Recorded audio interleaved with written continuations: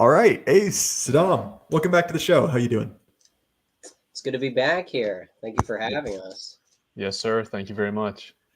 All right, so this is kind of a special episode to me because recently in my Telegram, I was talking about which a teacher I've mentioned a few times, which is my freshman composition teacher. And this was, like everyone kind of takes freshman composition. For me, it was 2017 before I dropped out, and basically I signed on to a class that was called game theory. Assuming it would be kind of economic game theory, right? Because I was an econ student, and only for me to find out it was in fact critical theory of video games, and that's where I met the professor we're going to go through tonight. And I should say, do not contact this woman. Do not harass her. Don't find her on the internet. I've censored her name as much as I possibly can. But needless to say, I basically got a crash course on Gamergate from a actual, blue-haired SJW at the time. And so it was incredibly impactful to me because I basically sat through the class and realized, well, whoever Gamergate is, I like that guy more than you. And so that kind of started my radicalization journey, kind of like ass backwards, so to speak. So anyway, gentlemen, before we get into that, were you guys in any way like involved with the whole Gamergate thing? Not at the time, no. I was found out about it in retrospect, but I was out of the loop. Yeah, my experience is pretty much just watching some old Sargon videos, probably like a year afterwards. So I was on the low on that. Yeah, I think all of us were, right. Like just because it was it was a little bit early for us Zoomers, right? Because I mean, I was obviously like I was into games at the time, but it was very much kind of a pure interest. I just played Call of Duty, and I didn't really care about reading articles about them. So anyway, what I'm going to do is I'm going to share my screen, and we're going to go through kind of a series of her productions. Because I swear to God, this woman is the most stereotypical money on the world because she publishes the most embarrassing things about herself completely voluntarily. And so we'll get we'll get a chuckle out of that. You gentlemen okay with that? Yes, sir. Perfect. All right. Now, what we're going to do is I'm going to share the screen. Shoot. Awesome. Okay. So if y'all can see this, we got several things here. She's done a lot of stuff. So this is her current blog, and we're going to go through this because there's some solid material here. And I will say I've read some of this. I haven't read all of this. So a couple things we're going to learn about my professor, which is one, straight up shit lip. And that's kind of, you can see that, this is, during 2020, this is during the whole, Virginia Boogaloo thing. I haven't even read that one. I don't know what that's about. And then we have some of her other stuff. She wrote on the Learned Fangirl one, which this I kind of want to read. This is about the Law and Order SVU episode about Gamergate. She was not a fan, did not take it seriously enough. So she's written on the Learned Fangirl some. This one I won't read because it's a little bit too like Ouroboros-like, but she was literally like a reply girl to Anita Sarkeesian back in the day. That's kind of funny. And then also we have one of her full academic papers, which Saddam was kind enough to find for me. But I will say, and this is probably the funniest part about this, in all of this, I learned that, in fact, she moonlights as a circus clown and has a circus clown themed themed blog going back years. Like there are pages and pages and pages of her clowning and writing poetry at the same time. So this woman is almost beyond parody. That's hot. Is this to like pay the bills, or is this a passion project? What do you no, this is purely a passion project. I assume no one is paying for that. I mean, I'm no expert on the matter, but I mean, is there a lot of money in clowning? I don't know. Sorry, this might be incredibly self-indulgent and only funny to me, but I do think it is mildly amusing that an alleged academic who writes about video games is quite literally a clown. She also has her about section where she calls herself a clown first and then an author. Interesting. Oh yeah, so Saddam and I were also able to find some of her her written works. She's a Shakespeare scholar, which is I will say I've not read any of her work on Shakespeare. I'm kind of tempted next time I talk to AA. I think he might know her because it's small enough and the timelines would line up. Like they're roughly the same age. And she is, published in the field. So that'd be funny to ask him one day. Paul Fahrenheit with $2. Much love to my friends. Obviously, much love to Paul as well. I think Paul is probably a little bit too good for this type of content, but it's good to have him in chat. All right. I meant that sincerely. That was not passive aggressive. He has more important things to be talking about than my freshman composition teachers. All right. So, and we'll see if I can do this. All right. So I'm going to also share some of her this is early Gamergate stuff.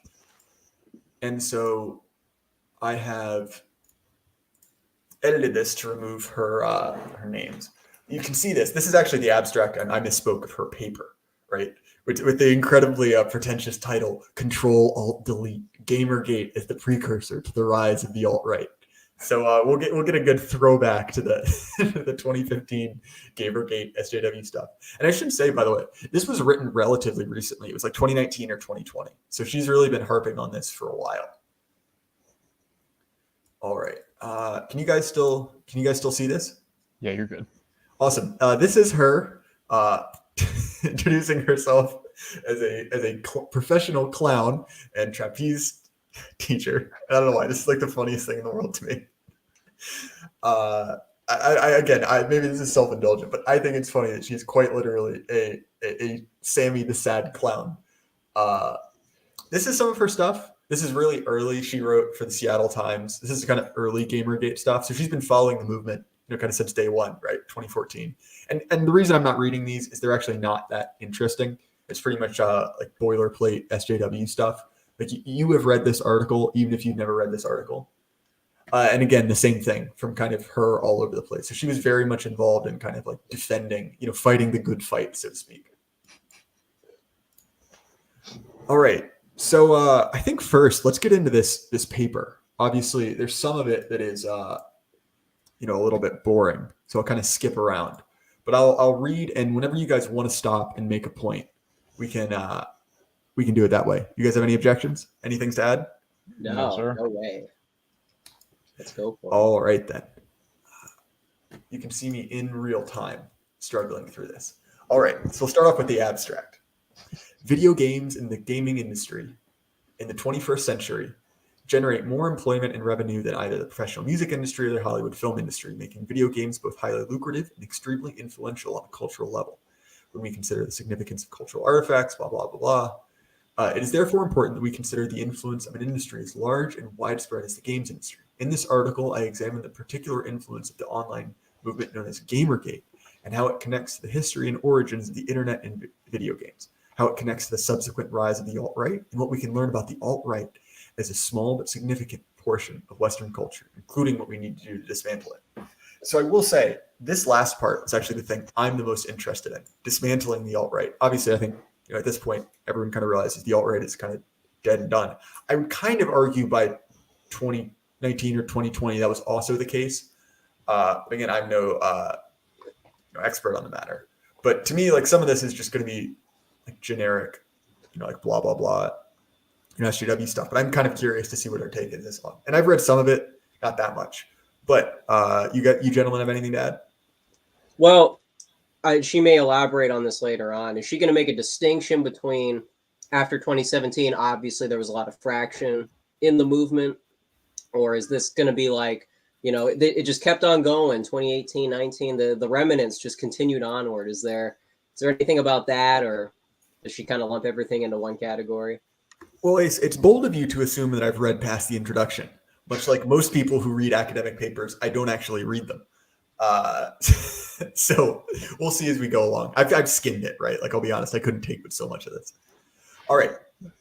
When we consider the 21st century populism in the United States, we would be remiss if we did not address the underpinnings of the most prominent and toxic populist movement to emerge during and after the 2016 campaign. That movement, self and media identified as the alt-right, seems to many mainstream Americans to emerge in the wake of the election of Donald Trump out of nowhere and with no discernible figure of leadership, as many of them are not specifically avowed followers of Trump, although most are. To explain the origins of the alt-right movement, and in particular, of the white supremacist alt-right who instigated and participated in the white supremacist rally in Charlottesville, we need to examine the historical trajectory which produced a mixture of disenfranchisement, entitlement, and rage in its participants.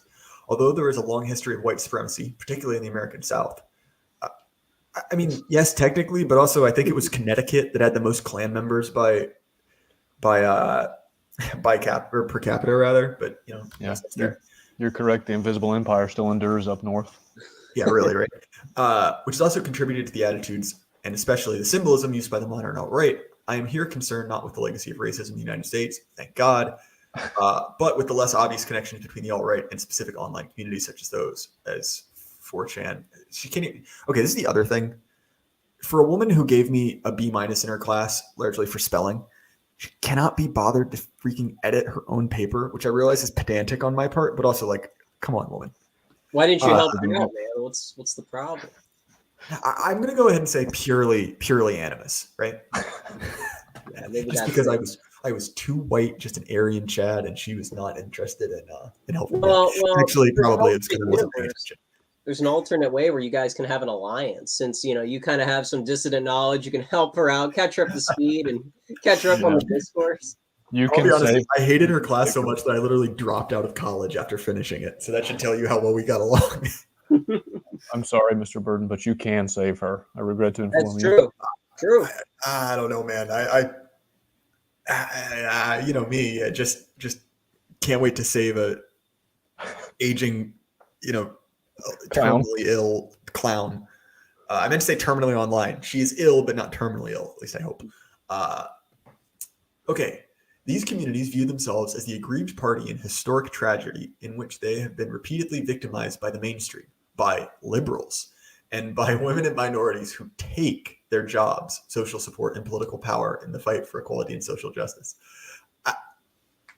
To me, that's what would you expect from this source? But also that's the scare quotes, I feel like, say it all.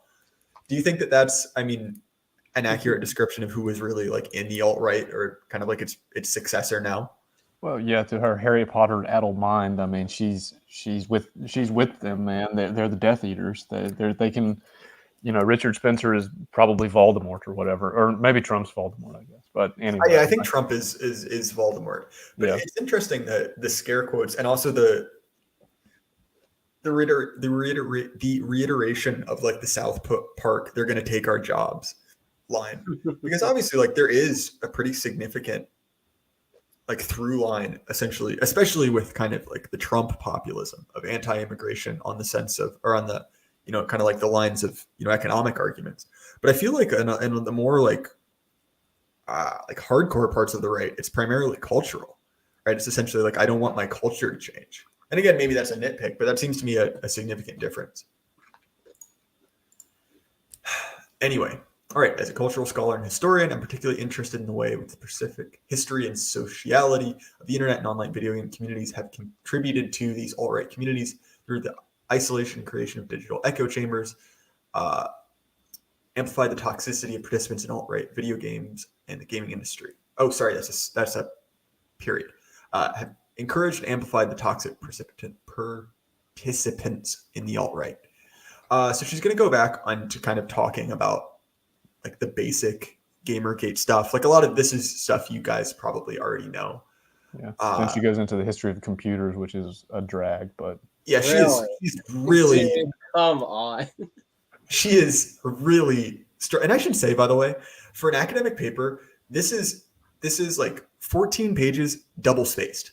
Like, bro, I had to write this much for her class as like a 19-year-old. Like, come on. Like, this is not like professorial work. You're literally just copying the Wikipedia page, which, look, I understand is a valuable strategy to get to the required word limit. But all the same, I know what's going on here. Okay. Basically, she talks about how we need to follow like a specific like type of computer user. All right. Basically, she's saying like upper middle class white guys, pure evil, you know, kind of going through kind of like how the WASP types, you know, were really involved in kind of computer stuff. And then she also blames, interestingly enough, the like male dominated nature of like essentially like software and computer development on like 80s social conservatism, which is a really odd take to me because I mean, don't get me wrong, like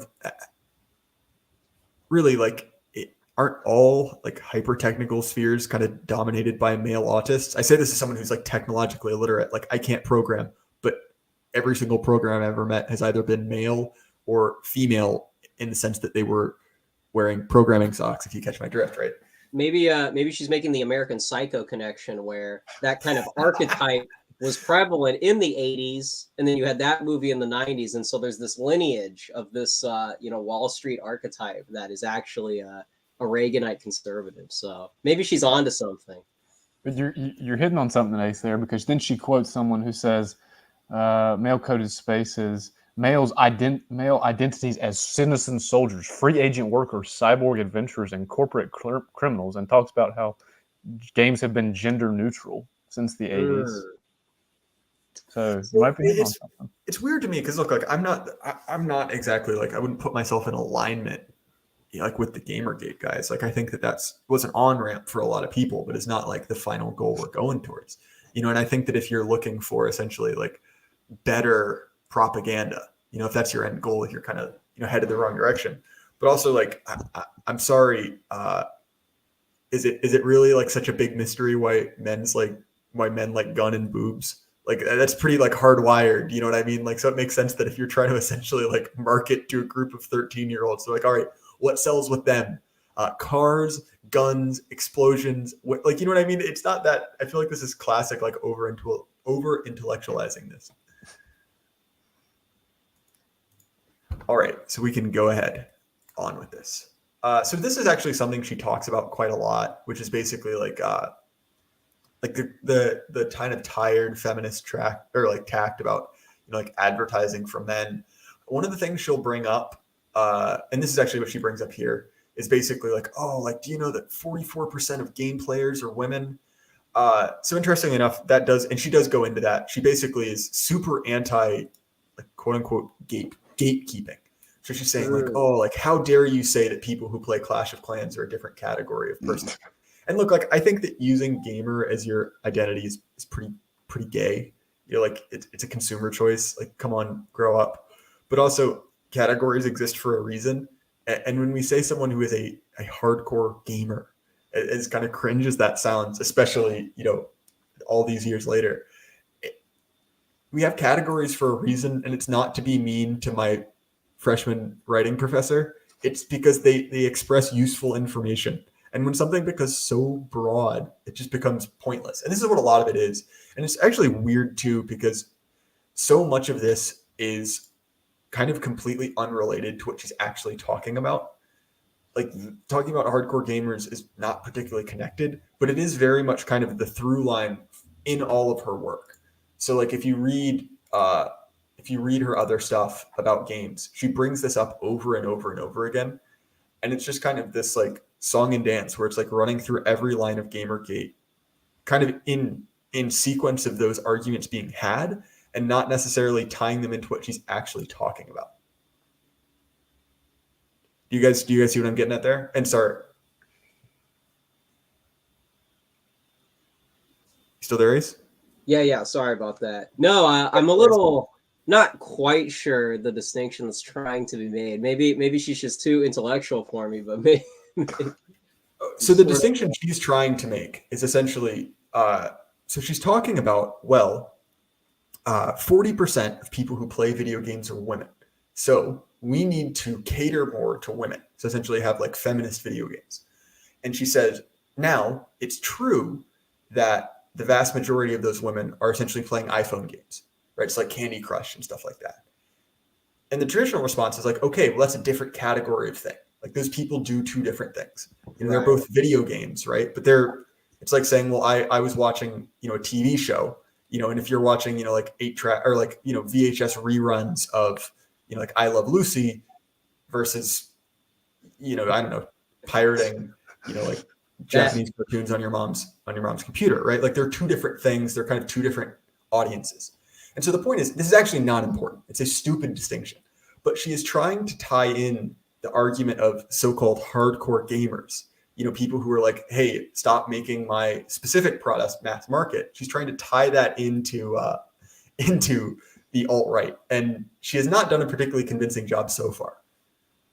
Right. Is the argument that if there were no gatekeepers, then women would be welcomed into the predominantly male hardcore gaming space? Or is that a culture that women are just never going to be The point is they should, and they're kept out not only by sexism in kind of like the advertising, right? Like, there are boobs on the cover, so as a woman I can't ever play with it. I mean, I think that just having boobs is embarrassing, like grow up. But the other one is that essentially this like racist, sexist, like internet culture is just so hostile, like women can't take it. So it is very much the kind of like Anita Sarkeesian tract. Right. No, it's the same thing. It's the same. This professor, I have to speculate, is reading Karl Popper. She's really diving into the literature on how to totally take over a male space. So I applaud her on figuring a lot of stuff like that out. Yeah, she definitely read Adorno too. Right. No, that's bold. I think she's read a lot of Kotaku. She does cite Milo Yiannopoulos, and this is just a history of Gamergate. It is really not particularly worth it. But here's where it starts getting fun. So the clarion call to eliminate corruption in games journalism. And so for some context, the real Gamergate happened over some like story of essentially a woman, using sex to essentially get good reviews of her game. Not important. Just some background for the one or two people who might not know. But this is where it gets kind of funny, right? And by the way, I should add, all we've done is summarize the origin of computers, how video games work, and Gamergate, and we are already to 12 out of 14 pages. This is allegedly about the alt-right, and we have a page and a half to go. All right. The clarion call to eliminate corruption in games journalism has reappeared in Trump's "Drain the Swamp" slogan and was widely repeated by his followers throughout the 2016 campaign. The attempt to sea lion, or ask leading and largely irrelevant questions, or gaslight, using language to destabilize targets' argument and dismiss them as irrational, as opponents are now used by the holder as an opponent are now used by the holder of the highest office in response to legitimate questions from reporters about international and domestic policy following the model set by Gamergaters in the years before. Okay, so this is odd. There are two things. One, I don't completely understand who she says came first here, right? Because she's basically saying like, oh, these people, later echoed, Trump's anti-corruption angle, and then also decides essentially Trump is taking, kind of like inspiration from the Gamergaters, which is kind of, again, stupid, like 2014, like SJW stuff. What's particularly odd is the idea of gaslighting, right? So traditionally, like, gaslighting is actually a pretty useful term, because gaslighting is essentially, right, it's from a play. I've never seen the play, and everyone who says they've seen the play is lying. But essentially, like, it's a term for someone basically like straight facing through just like lying to your face, trying to convince you that you didn't see something you saw. Trying to essentially like make you go crazy by making you deny, your own lying eyes. But the way that specifically like progressive women, right, use this is actually kind of interesting, because they basically say the objection that you're being irrational or what you're saying doesn't make sense is gaslighting, right? Which are two fundamentally different things. But if you can essentially like label a disagreement as psychological abuse, right, which kind of feeds back into what we've discussed on the channel earlier about kind of like the therapeutic state, right? Essentially like making everything a mental disorder, a health crisis, so to speak. It's interesting to see that essentially like disagreement itself is being pathologized. You guys have anything to add on that? Yeah, no, the gaslighting, about the definition of gaslighting, very useful tactic. I assume the dialectic might be just going past her. So maybe when she's watching like a blood sports, debate, she it just goes over her head, and so maybe that's on her part. She's just doesn't really like the Xbox Live gamer talk. It's maybe it's a little too intellectual for the professor. So no, definitely. And it's also this idea that like, well, I can't be irrational. It's everyone else that's mentally deficient. It's a very negatively feminine trait. I'll put it that way. Yeah. No, she also can't handle the request for boob pics, as she discusses later. Yes, that is Really? that is true. Bob's and Vagine. Yes. Which incidentally, somehow that is not the same demographic. I think she's spitooning here. Not spitooning. She's kind of taking her tilt at here. What is more alarming is that the anger of the 20 and 30-something white men of Gamergate has been appearing not only in U.S. politics but in the United Kingdom and France as well. The same kind of exclusionary neoconservative language. Okay, this one I think is wild. What does that word mean to you? Neoconservative, yeah. I'm thinking like a hawkish Republican type from the 2000s. Because there's one thing we know about the neocons. They love Trump. Oh, of course. Like Crystal. Does she mean neo-reactionary? I don't know. I really don't. I'm like really giving her the benefit of the doubt. I'm guessing she's just trying to say new and conservative, and neoconservative is what she came up with. But the idea that the Charlottesville riots were neocon when they were explicitly like anti-globalist, is particularly odd to me, right? Because I mean, and I don't want to get the channel nuked here, but if we know one thing about the neocons, they love Israel, and if we know one thing about the alt-righters, they do not. It's just odd to me, right? Yeah, you got anything to add, Saddam? I have to assume it's a misnomer. I don't know, and she's talking about the UK specifically. The same kind of exclusionary neoconservative language which enabled Trump to gain widespread support in the US echoes separatist rhetoric surrounding Brexit and characterized the 2017 French election, and has also appeared in torch-bearing riots in Charlottesville, Virginia, and Warsaw, Poland, as demands for racial purity and a supposed return to a time and place where white men need not feel threatened, a time and place which, of course, never really existed. I think she's literally saying neo, like the new wave of conservatism, which is the Trump era. Because it's not capitalized, so I'm guessing that's what she's going for. But it's odd for someone talking about politics not to be familiar with that term, because that's not a particularly obscure term, and it means something very, very distinctive.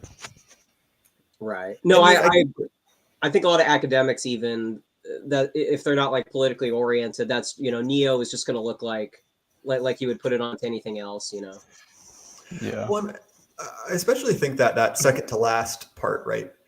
A supposed return to a time and place which really never existed. It is odd because one, both like citation needed. That's a pretty hefty assertion that's just left at the end of a paragraph, right? Like traditionally, you kind of offer supporting evidence, but also don't worry about that. Don't worry about that. Yeah. I just mean like, look, I'm by no means like an incredibly capable writer, but like, you're generally supposed to say something, support it, and then use that into to kind of advance an argument instead of just source a crack pipe. Literally, right? There's just no source whatsoever, not even a citation, right? She's 12 pages deep. She's like, I've already lost the plot. And she's almost done. So what do we do about it? In a page and a half, she's really ambitious with those last 500 words. Not even a full page for the conclusion. Oh yeah, no. This is a lazy publication. Let's introduce the thesis in the final page. Let's go for it. That's bold. That's kind of a Chad move. So there's something fair. Bold strategy. All right. So is there anything left to learn from Gamergate, or is it too late? The games industry, I would argue, largely emerged from Gamergate unscathed. The same is certainly not true for many of the individuals. Don't really care. However, the industry itself continues the path it was already on, the path before Gamergate, against which Gamergate was reacting. Since about 2005, more and more developers are, just talking, going outside of their basically increasing diversity doesn't really matter. Gamergate is our canary in the coal mine. The fact that the industry as a whole continued on, albeit with a 4% drop in women players from 2013 to 2014, which held, again, missing spaces. She says, we can recover from the surge in alt-right populism. Okay, so several things, which one, she's not particularly done a good job of tying these two things together. Like, it's not even a particularly difficult argument that a lot of the anti-SJWs got their start in Gamergate. But essentially, she hasn't really said it. She just kind of described a history of both things. Never really described how they're related, other than Donald Trump and Gamergate are both mean to people on the internet.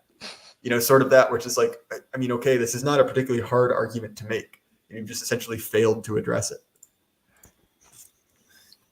Right. It's also failing to make the distinction between like the Trump boomer MAGA base and then some of the more online heavy people. So it's kind of seeing the overlap within the two networks and saying that they're colluding when really there's actually competition between the two, and there's this push and pull that. Well, it's not even like I disagree with her thesis that those two things are linked. It's just she's failed to make the argument.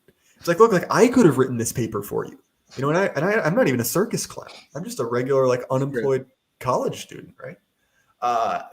And this is where things start to get like very kind of like vague and hand wavy, or at least more so than it has. But it can only do so again based on the pattern set for us with Gamergate.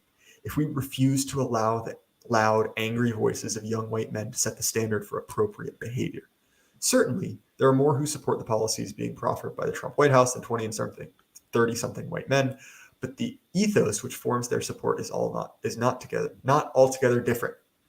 It's an ethos of ostensible disenfranchisement, which ignores the fact that is being removed from a centuries-long legacy of unwarranted supremacy. That the equality of others does not, in and of itself, diminish the humanity of those who have always stood alone on top of the mountain. So this one's odd to me, right? Because it is kind of like traditional, like, you know, kind of like shit-lip branding. But what's especially odd to me is this idea that, like, no matter what, like, young white guys can't have any like real agreement. It's all fake. And look, like, I'm the first one to admit that there's a certain amount of like self-pity in our circles that's not becoming, right? It's kind of embarrassing. But also, like, this is just odd because it is very much the kind of like Radio Rwanda, like, just dehumanization that's so odd from someone who's like allegedly a compassionate progressive. Yeah, there's all these disaffected white guys. Better make fun of them some more. That'll encourage them to shape up. So, yeah, exactly. Yeah, it's like you're saying, Jay. I mean, you got to see them as people to assume they can feel anything, right? I mean, white people aren't people. I mean, you know. Yeah, it's so weird too because I mean, like, don't get me wrong. Like, Trump got more young people activated than someone like a Romney or something. But like, if we're really talking about like the demographics that swung hard for Trump, like it's just objectively it's an older demographic, you know, and so to blame that entirely on essentially like terminally online 20 and 30 something. Look, I get that's where a lot of the activists came from, and that matters, you know, but the idea that essentially the only like grievances Trump spoke to were essentially like 30 somethings online, you know, millennials and Zoomers. It's a little bit weird, right? Like, to me, it's normally the line that kind of the progs take is the whole like white working class thing, you know, and Thomas and I did a show on the working class and, you know, why at least he thinks it doesn't really exist in the US, but all the same, right? That's the term that gets trotted out. Saddam dropped out. I'll add it if he comes back. Regime change happening on the show. That's yeah, really. They got him, boys. The coalition, Tony Blair, just can't leave the guy alone, even on a stream. Okay, we're back. I'm thinking we're back. All right, you're back, Saddam. And this is the other one, right, where it's the idea that equality of others does not diminish the humanity of those who always sit alone on top of the mountain. I mean, that's like logistically true, right? Like, obviously, equality, you know, is ostensibly kind of like a good thing from this perspective. You know, we probably don't share that. But it's interesting that she immediately kind of retreats, you know, from initially this language of like, oh, white men need to, you know, sit down and shut up, to immediately goes back to this kind of like, you know, Mott and Bailey, like, oh, well, we just wanted equality the whole time. And this is very like typical like shit progressive stuff. Yeah, look, this is not a stream for kind of like revolutionary thinking, but it's odd to see it so kind of like explicitly stated. You know, like, look, literally, this is over what? Like, maybe 100 words separate these things. You know, like the cognitive dissonance, at least to me, I think is particularly interesting. Right. No, it's typical. It's just typical. You know, we wanted to be your friends, but actually we don't need you anyway. But you should come to our side. But if not, whatever, it doesn't matter. It's, like you said, the feminine personality on display. And this is especially interesting because she immediately discards this idea of equality almost immediately afterwards. Okay. The suggestion that whiteness and maleness are no longer a form of political or social currency, or at least that their value as such is being eroded, means that there is now room for forms of citizenship and leadership that do not belong to the proverbial old white men. And this is basically her talking about how, you know, we're going to essentially, like, you know, how she cites Elizabeth Warren. I didn't even notice that. and she essentially kind of like goes in to say like, oh, we're going to vote more women, kind of essentially like the shit lip strategy of just being more Democrat. That's But it's so odd to cool. me, right, that essentially she literally says almost immediately after this that we are literally like subverting the value of these people, but don't worry about it. It's just equality. And it's odd because like it's those are commonly held beliefs at the same time. Like, look, like that isn't that unique, but it's so weird to see it within like a single sentence of each other. Right. Like, look, like I'm not going to say I'm some like big brain, like mega academic, but I mean, like even I could look at that and be like, wait a minute, these don't quite go together. Yeah, that's true. I wonder if she would mark up someone's paper for having that much distance between two different. Oh yeah, claims. 100%. Which I think is the other thing that's funny experience. about it. You probably experienced some of that. So Saddam, I've got a question, right? I'm not trying to dox you here, but you work as a TA, correct? Yes. If you were grading a paper, would you have issues with this? Well, I'm actually going to have that experience in the next couple of weeks because the class I currently TA for, we have an individual, let's just say, who is heavily involved in environmental justice and has been to DC protesting over the last few months and uses retard pronouns. So my professor and I are trying to get this individual to not be so retarded, but it's an uphill battle. So, I'll send you the paper whenever I get it. Yeah. She's so I'm going back to her her official university blog, which again, don't talk to this woman. She will only use that to become stronger. But it's interesting because there are some other things I want to read. I want to read her George Floyd one. I don't want to read her one about guns because it's quite literally too dumb. It's not that entertaining. Like you've heard it 1,000 times. But she has another one. I should send her my George Floyd schizo edit. That'll be good. Yeah, do it. Why not? I probably still have her email somewhere. I can send it from my Proton mail, and that'd be like the funniest thing in the world. I like how I literally say, "Don't harass this woman," and immediately contemplate harassing this woman. It's cognitive dissonance, man. You gotta watch out. Yeah, well, they're not people, so. I won't go into her circus blog too much, although it is legitimately hilarious. I'll read you out some titles.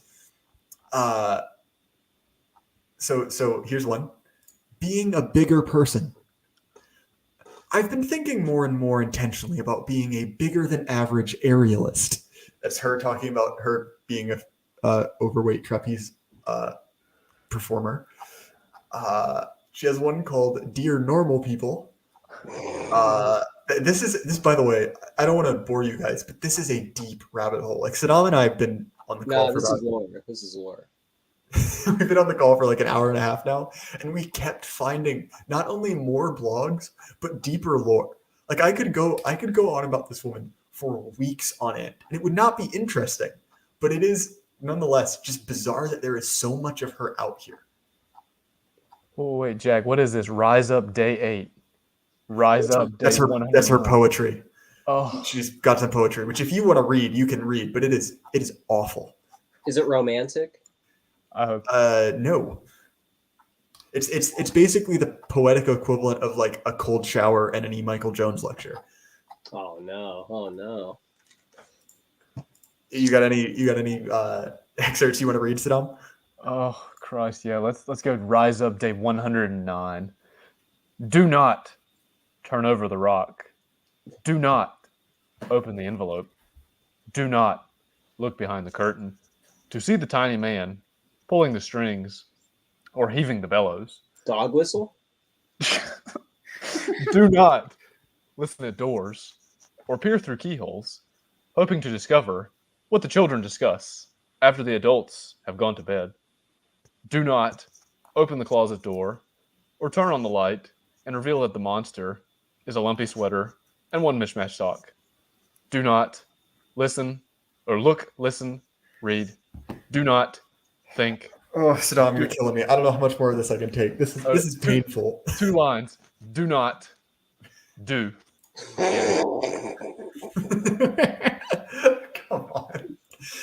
It's all terrible. And this is why, like, I kind of started this conversation because I think it was funny that I had to take a Gamergate class in college. And then the deeper I went down, like the more and more of this that I found, it's just mesmerizing. Like this woman has no self-awareness, and she has decided to publish her terrible poetry and musings on being a clown. It's like, yep, other people need this. She did it because of the inauguration. Did you know that? Wait. Oh, really? Is that the What inauguration? 2017, I decided the day of the inauguration that I felt compelled to do more than just rant at a blank screen. And then she goes on to rant at a blank screen. Words have always been my weapons, my armor, and my salvation. And then, yeah. I like it that I think tonight we have given this woman more of an audience than she has ever had in her entire life, and I dearly hope she never knows about it. Ooh. We're gonna get on the show next week. Yeah, she was not actually the worst professor. Like she was, like pretty normal, and she was a relatively friendly person. So I don't actually despise her personally. It's just deeply funny the amount, the lack of self-awareness in all of this. So I'm gonna go back. I'll also read some excerpts from her blog. Okay. Dear Friends of Color, May 30th, 2020. Jeez. Yeah, I know. This one's short. It's 3-4 paragraphs. Today, I just want to say to my colleagues, students, and friends of color that if you need my help, I am here for you. Tell me how to help you, all caps, if you want it. If you don't, know that I see you, hear you, believe in you, and am awe of your courage and resilience. I know where to donate money. I know where to amplify Black capital voices instead of white, no capital ones. I know how to use Google and how to look up information. Wait, no, that's not written down. That is written down. That is written down. I am not asking you to educate me or tell me how to be a better white, no capital, ally.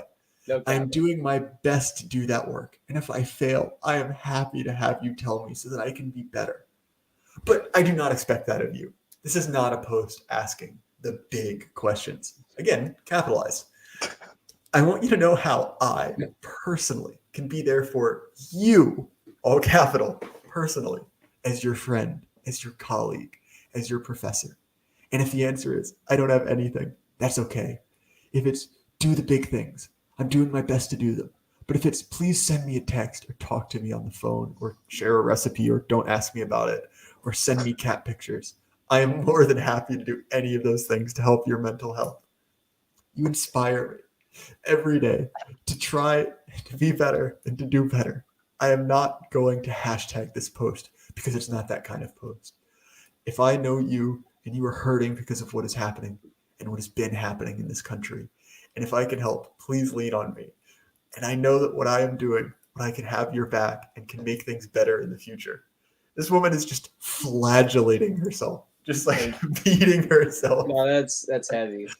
Amen. And a women. Archangelus, I'll talk to you. Look, we're not doing anything important, so no, the cringe is real. That's how she's projecting. So, yeah, you're right. Please stop. Let me feel good.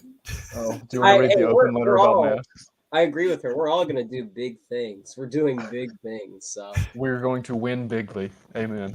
And that's the funniest thing about this is I almost guarantee you that if she has had an impact on someone in a progressive direction, it wasn't by much because it was a progressive, small, private, relatively elite school. Everyone there was already a lip, she impacted no one that way, but she made me. She turned me into the niche internet personality I have become. And I hope that kind of cancels out whatever effects that she had in the opposite direction. So it's kind of like she's like my reverse sensei in a way. There you go. All right, but let's read more of this because this blog is a gold mine of cringe. You want to bring it down a notch and talk about her open letter about why you should wear masks around her? Oh, yeah. So here's one of the other things that I kind of alluded to this. She has a multitude of diseases, some of which are real. She apparently has joint issues, to which I feel quite bad for her. I would wish that on anyone. And then some mental issues, which I think, and don't quote me on this, a progressive millennial on the internet might have a fake self-diagnosed mental disorder. I know, shocking, but she references that multiple times. All right, and we can go into her masks one because University of Richmond dropped masks quite late. Obviously, I didn't go there for more than a semester, but they went out, fairly late, much later than state schools. All right, so this is from February 10th, 2022, most recent post on her blog. An open letter to my students regarding masks in the classroom. Dear students, I want to talk for a minute about the university's recent announcements that they're lifting mask requirements in the classroom.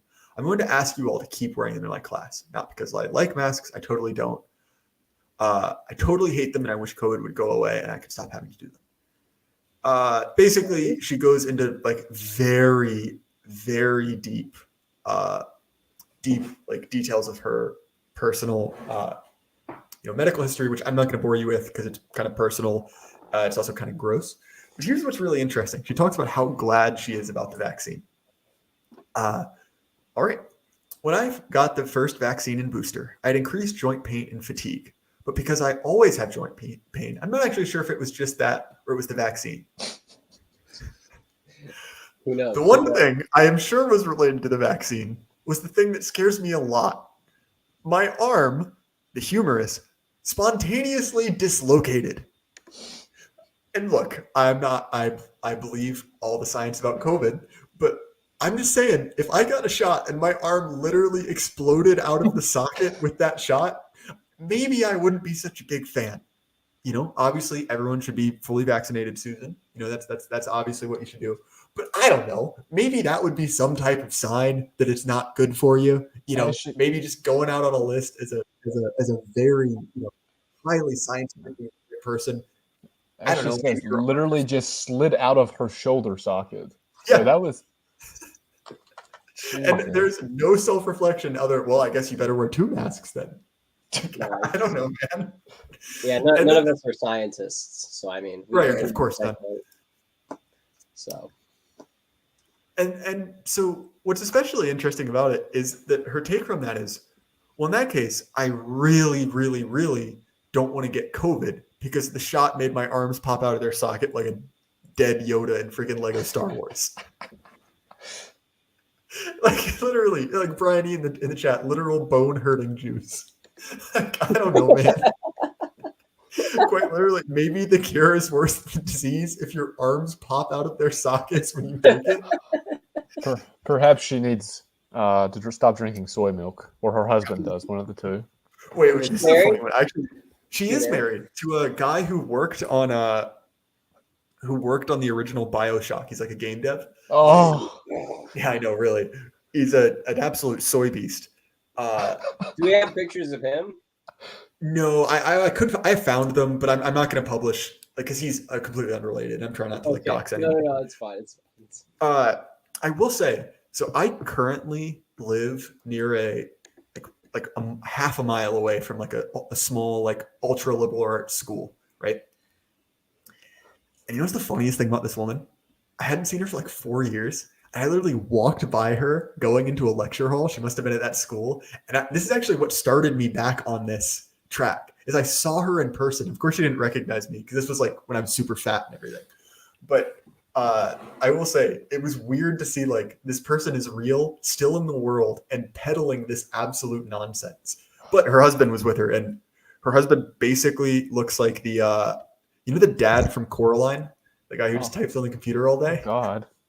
Yeah, pretty much. Chad. Yeah, absolutely. Really. Oh, they're definitely propagating that gene. Okay, here's where it gets really passive aggressive. So she goes into this about why, of course, obviously if the vaccine made her arms pop out, COVID would probably make them pop out twice as badly, I guess. I don't know. Okay. So yes, I'm asking you to keep wearing your mask to make it easier and less stressful for people who are in the same weird in-between space that I am, so that they don't have to tell you all about their medical problems in order for you to be willing to wear a mask when indoors and unable to maintain distance. I'm asking you to do this too, because the university won't, even though we ask them to. And because society at large won't, because people who are elderly or immunocompromised don't count, quotes, as full-fledged people. And because many people who wish you to wear a mask feel too self-conscious to ask. Okay, I'm sorry. if breathing on me made my arms pop out of my sockets, you bet I wouldn't feel self-conscious about asking you to wear a mask. Like, good Lord, one, I'd be in a freaking polio bubble because I'm not gonna like weigh everyone down with my bizarre diseases. But like, okay, if it is literally life or death, maybe don't feel self-conscious about it. I don't know. This seems like a woman problem. No. This is even assuming that this is whatever. I'm not going to get into that part. This is But definitely a natural woman. This is all. This is what happens to all women, Jay. I swear. Cope and sepia.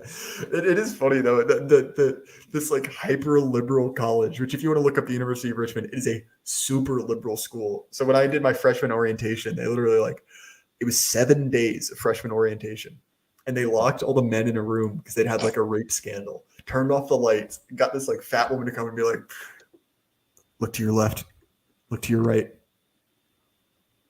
One of the people next to you, the rapist. Like, oh dear God, like, it was an odd place. My point is, it is not exactly the reactionary bastion she's describing it as. Although I will say, whatever her version of them is, sounds pretty based. Because I don't know, the elderly, the immunocompromised, they pretty much are just worse regular people. Just FYI, we don't endorse rape. First rule in Jay's Telegram is no rape. No rape. That's actually the only rule in my Telegram. And boy, is it a story how it became a rule. Yeah, this one's not getting monetized. All right. If we can go outside for a meeting, that's fine. Basically, she goes into that. But even though COVID is mild for a lot of people, it's not that likely to be easy for me and a lot of other people. And I'd like to be able to keep living with you. A little bit dramatic, again. So anyway, I know I'm trying to drag this out, but oh wait, I want to read her one about Charlottesville. Yes, please. Okay. Basically, the first paragraph I'm not going to read because she talks about how she's lived in Charlottesville or lives near Charlottesville. I've actually lived in Charlottesville. It's a great town. Hell to move around. But all right, we're going to start this. It's an endorsement. What's that? She said that it makes it sound like it's an endorsement of Seville. So yeah, really, right? Anyway, this is more flagellation. Wow. Oof, we're gonna get some power level reveals here. I am white. I was born white. Base? Yes, that's traditionally how it goes. Raised in a Midwestern setting that's majority white, and I work in a predominantly white field, higher ed, which could use a lot more color. And I am responsible for what happened today in Charlottesville. What? That's Richard Spencer? That takes a hard right turn at the conclusion. Whoa. It takes a hard right turn. Yeah, really, literally. It gets dumber as we go on. But this woman is addicted to like she just wants to punish herself for being lowercase white. True. All right. Oh, wow, this goes... I'm not a white nationalist or white supremacist. I abhor both philosophies on a visceral, gut-wrenching level. I detest the alt-right. I vote Democrat 99% of the time. We could tell. And green or libertarian the other 1%. I'm an intersectional feminist. Thanks, Kimberly Crenshaw, who supports the rights of trans persons and hopes every day that we will figure out how to stop oppressing people based on skin color, blah, blah, blah, blah, blah. And I am responsible. Is that how it ends? No, it goes on. She's just doing that artsy thing where she ends every paragraph with a hanging line that says, and I am responsible, to really just assure you that she knows how deeply sinful she is. Oh, there's a comment section. I'm not going into that. Pop the link in the chat, Jay. I want to read the comments. All right. It's just on her blog. You can scroll to the bottom and find it. I think you have to do it on Google Plus, so maybe it's broken. Right. Anyway. I am responsible not because I caused racism to happen or even allowed it to happen, but because I benefit from it. I am responsible not for causing the rise of the alt-right, but because it is my responsibility as a halfway decent human being Real. do what I can to put a stop to it. Speak out against racism, sexism, and all other isms. All other isms? All? I don't know, man, because I can think some isms. and to make it as clear as I possibly can that white supremacy is evil and wrong and is to blame for the racial imbalance in our prison system, for the disparity in education, for the genocide and racial profiling and stereotype threat. I don't even know what stereotype threat is, other than it sounds like a hardcore band, and 100 other social ills which degrade people for no other reason than the melanin in their skin. Melanin. I'll put it that way. I'm not touching that with a 10-foot pole. Of course. This stream has already been. No, of course. Go for it. Oh, there's some other stuff on other people's blogs that have been linked. Feminist Illuminati? I'm reading that one. I don't even know what that one's about, and I want to read it.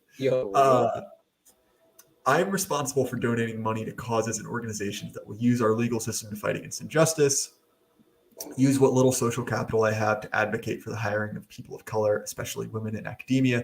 Notice, by the way, she literally says, that I have in no way done anything to to disadvantage white men. She's literally like, yeah, pretty much I lobby so that they can't get jobs. Literally, like the same year that she came out with her other paper, I realized that asking a shitload for consistency is, kind of a pointless game, but still, the cognitive dissonance is off the charts.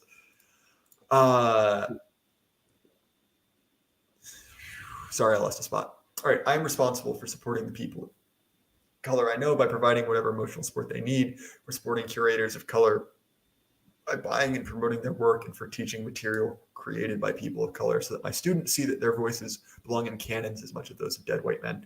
Also, the deep irony of someone complaining about dead white men and quite literally being a Shakespeare scholar is not lost on me. But, Who is she referencing as the dead white men? What was that? Hypothetical dead white men. She's elevating, authors of color, right? Oh, instead of the ones that are good. No, I understand. All right. We're almost done with this part of the self-flagellation. We can get on to feminist Illuminati because that sounds freaking sick.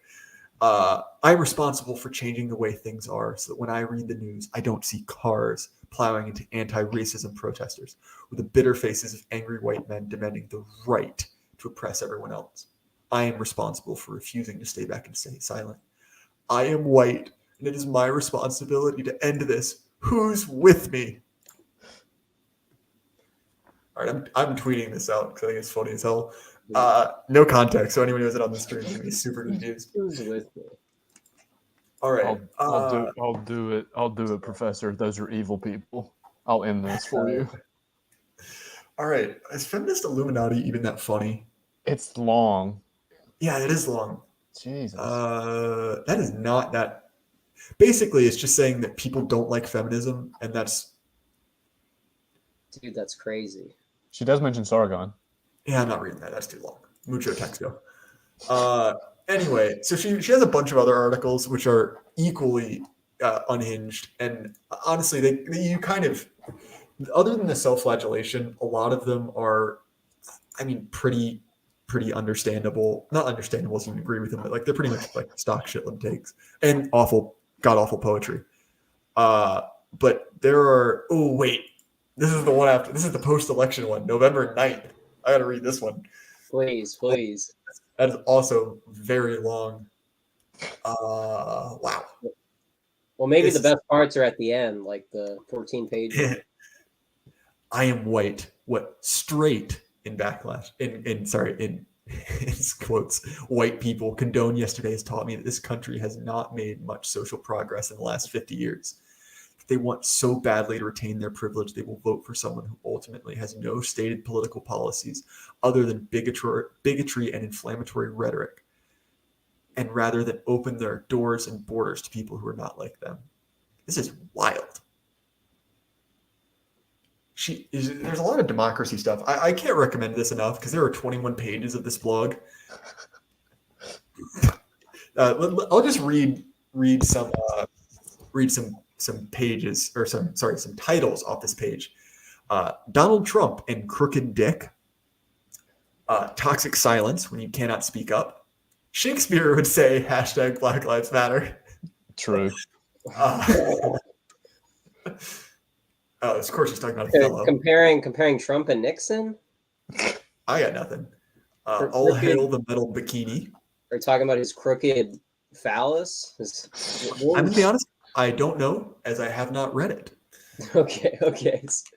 Just there's a lot of questions in the opening statement. I think Pat would have something to NPCs say about must be that. uncomfortable.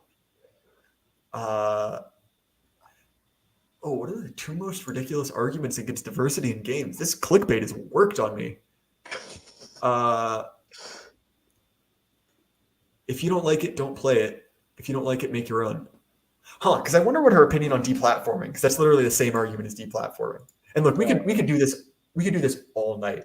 And I think we're at an hour, so we can start to wrap things up. But I'm just glad that I got to show you guys the true insanity of this literal clown who was very influential to me, because over the course of those 16 weeks, boy, did she radicalize me. Because as you can imagine, right, having this woman teach you and force you to essentially like write, like critical papers on video games is incredibly irritating. My greatest hit, because I started to get really fed up with her, about halfway through, and I was kind of a little bit of a shit lib before this, just out of like contrarianism growing up in like the Bible Belt. But she cured me of that fast, and so I started to get mad, and I wrote a paper which I wish I still had. It's on my old busted up laptop, but I wrote a paper about Mrs. Pac-Man, where I literally pulled this out of my ass, where I falsely claimed that Mrs. Pac-Man was a window into misogynistic Japanese culture because it implied that women couldn't control themselves around food. I literally made it up. There's no source on that. I was like, I got to write about Miss Pac-Man. Sexism, I guess, because it's different. I don't know. The And ghosts of received her an A lovers. for it. Yeah, literally. And so my point is, like, there was no rigor. It was a fake class, which cost me a pretty penny at a private school like that. Less than almost an entire semester of community college. And really, all she succeeded in doing was make me drop out and become, an esoteric, internet right winger. And you know what? Maybe that was, for the best, but it is kind of funny, right? Jay is the only man to be radicalized by a clown. Yeah, probably. I actually didn't know she was a clown until today, and that really improved my mood. So you experienced the clown world before in a much Yeah, more- literally, clown world.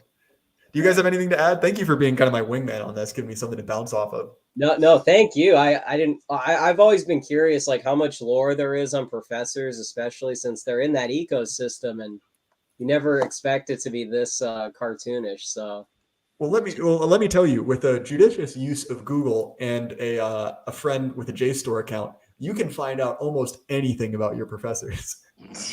Interesting. So anyway, guys, as we wrap up, Ace, Saddam, do you guys want to get your shilling out of the way? Yeah, sure. Of course, people probably know my show Loud Sound Epicenter on YouTube.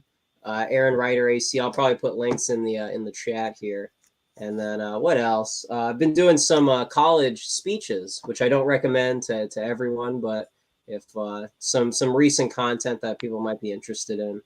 So, but yeah. So I can attest that Ace's college speeches are phenomenal. Watch every single one of them. Give him money. I have nothing to show. Thank you, Saddam Hussein. I love you, Saddam Hussein. Flip that. You're welcome. Saddam Hussein. You're welcome, Ace of Loud Sound Epicenter. Thank you. All right. Well, anyway, guys. So. Oh yeah, fair enough, Saddam. Anyway, guys, obviously my links will be in the description. I talked about on my last episode with Thomas that I've come up with a new monetization scheme where essentially anything YouTube will take will always be on YouTube for free, no matter what.